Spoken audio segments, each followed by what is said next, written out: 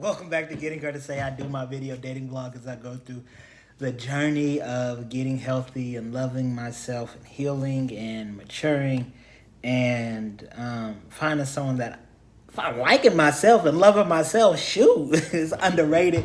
And then finding someone that I like enough to pursue in relationship, and then engagement and marriage. So you guys get to go through it with me, the whole process. And I'm not editing this either because I don't know how to edit videos. But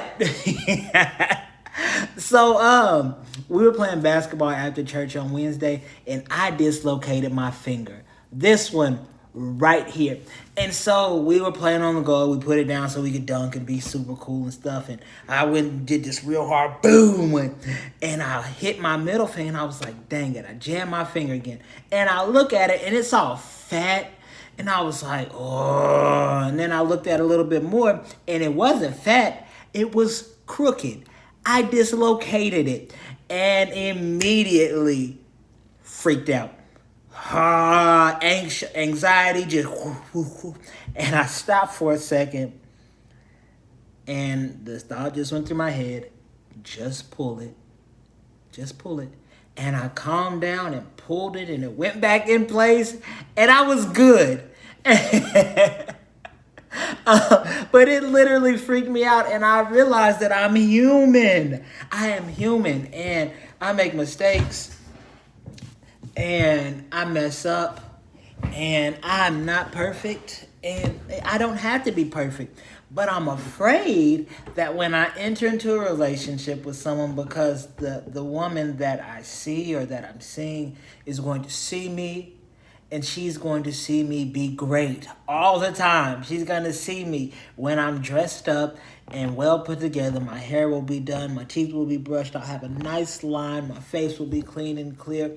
She's not going to smell my farts. She's not going to see me struggle with my belief in God and especially the church.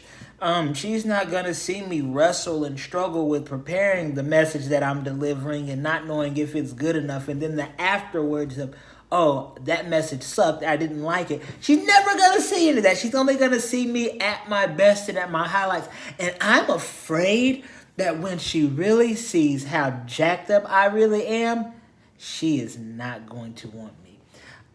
So I'm afraid of being human. But at the same time, I think I do a really good job of letting people know I'm not perfect. Though I desire to be perfect, I'll never be. And I think I do a really good job of communicating that. But also, I'm nervous to meet someone and really like them because I fall in love as soon as you say your name. Still working on that. That I'm not going to be able to accept some of their flaws. That's probably the lowest one on my thought because I'm pretty good with, whatever you got going on. I'm okay with that as long as you're actively trying to get better. But also with, okay, I'm not dealing with that and I'm not going to allow that to be something that I'm okay with. So being able to deal with anything and accepting and loving people is something that I can do because I'm comfortable with myself. But there are also some things that I don't need to be associated with, don't need to pursue someone who is dealing with or associated with. And I struggle with drawing that line, especially after I'm already involved, because you don't figure those things out immediately. They come up a month later, a year later, after you're married. And so I'm trying to figure out how exactly to deal with this. My skin looks so good and my hair looks really good too. I did it last night. So yeah, but that is something that I'm kind of nervous about, just being human. Also, we just got out of church, so man, having somebody to go to church with 3 times a week, Sunday morning, Sunday night, and Wednesday is gonna be awesome. But also, I don't think I want to go to church 3 times a week. But someone to just be there when I get home or be there after I get done. I'm struggling with this because that's the time that I generally spend with God. I take some time to just go read, be replenished, be refreshed. But if I have a wife waiting for me when I get home. Like I'm finna go spend time with her. So I'm nervous about how I'm going to balance these things and how I'm going to work these things out. But I have 5 days left in my singleness, intentional singleness, and I already know who I want to date. I already know who I want to go on a date with. However, I'm not sure because I don't think that I can actually pursue her. Not that there's anything wrong with her. She's just a couple years older than me, which it's a decent age difference. But I also think that it could work. But just my mom, I prefer someone a little bit younger. Not that she's old, but when like you have a decent age gap, there's people who have already lived and experienced things, and then there's people who have not fully lived and experienced things. And so then you're in that I've already done that, I'm not interested in doing it, or you're still juvenile or childish and you need to mature. So that's something that I'm nervous about, and so that's why I don't think so.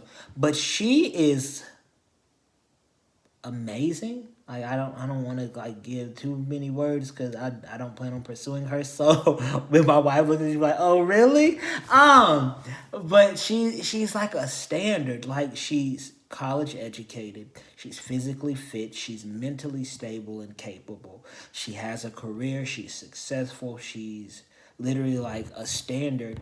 For like, okay, you need to be around this ballpark or somewhere close if you're actually pursuing someone intentionally. Like you don't need to be way down here. Like she's I don't think she's a 10, but like, pretty close. So like my standard, I should be somewhere around a 9 or an 8. Not a 3, not a 2. But also how exactly does that work when your standard is a 10 and the person that you're pursuing is an 8? Is that settling, or is that like a no, I chose you and I like you? Because I know like the 10 is just a physical appearance, but literally you can't just be physically attractive and not mentally competent and emotionally healthy and still be a 10. There's no way. There's no way that you can have a perfect figure and body and be jacked up here and here and you be a 10. It doesn't work for me. It doesn't make sense for me.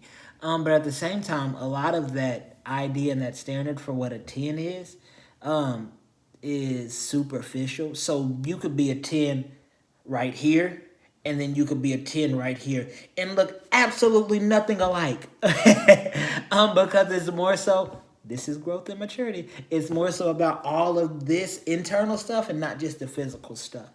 But literally, I've been seeing women and more women, and I didn't realize that they were in Oklahoma, so that's super dope.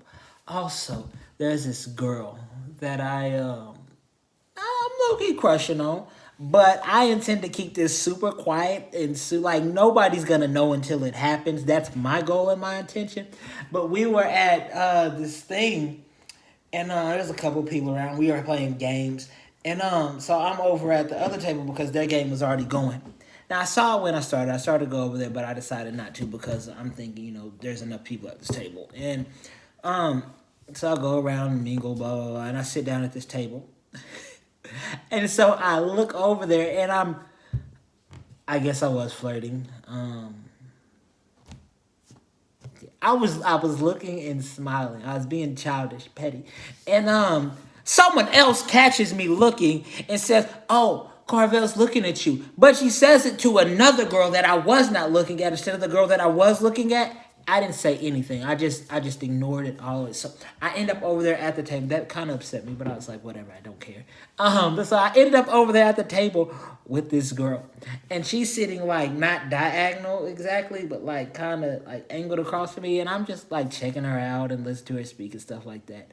And somehow or another we're talking, and she ends up behind me, and she hits me on my back like that, like because she's super goofy and playful and stuff, and I was like, yo, she just touched me. Is she flirting with me? This is like, I'm trying to work this out of my head because I'm very much interested, but I don't want to be interested and make it known that I'm interested if she's not interested in, because there's enough people around her also to where if I make it known that I'm interested and she's not interested, it affects everyone else that could be a person of interest. If that makes sense, it's kind of, Yeah.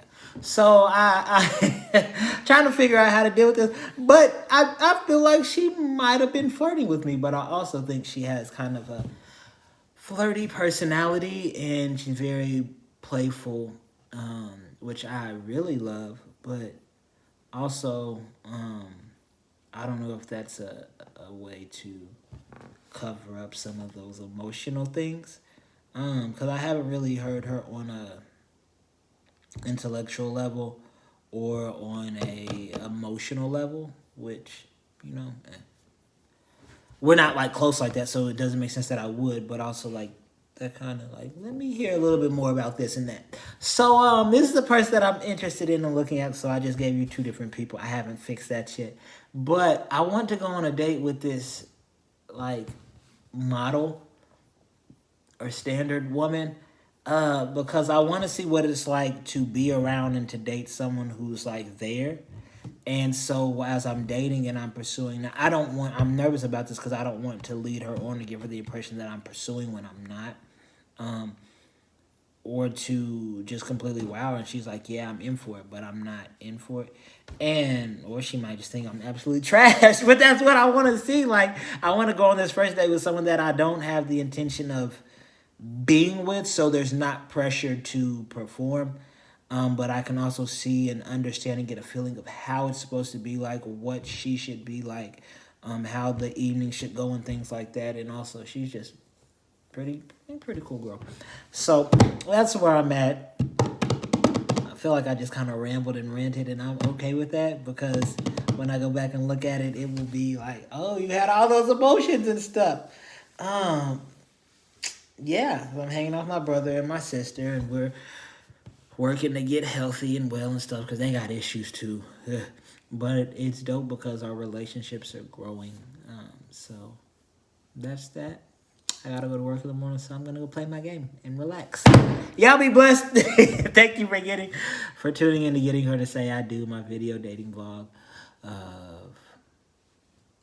Yeah, this is like the 45th video. Hey, we made it.